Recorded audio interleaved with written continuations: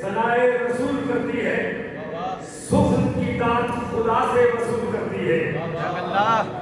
علاج ہو نہ سکا جس کا ساری دنیا میں، علاج ہو نہ سکا جس کا ساری دنیا میں، علاج اس کا مدینے کی دھول کرتی ہے۔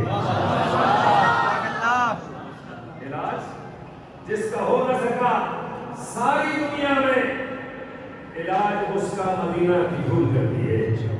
ہم مدینہ کے ماننے والے ہیں۔ میں نے 2 دن پہلے برادر الحادی دسترخوان پہ برادر میرا عباس صاحب کے زیر اہتمام ہمارے ساتھ علامہ سید علی مفتی صاحب بھی سکین 3 میں موجود تھے، تو میں نے یہی جملے کہے تھے، پھر وہی دہرانا چاہتا ہوں کہ ہم مدینہ کے ماننے والے ہیں۔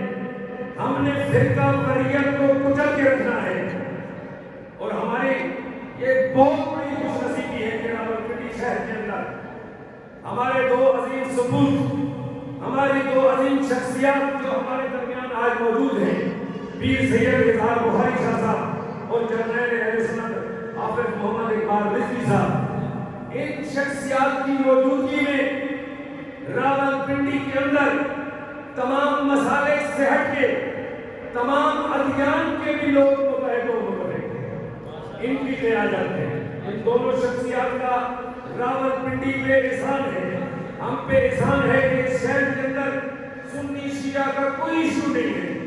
الحمدللہ برادریاں ہیں، ایک دوسرے کے گھروں میں آنا جانا ہے، ایک دوسرے کے ساتھ ملنا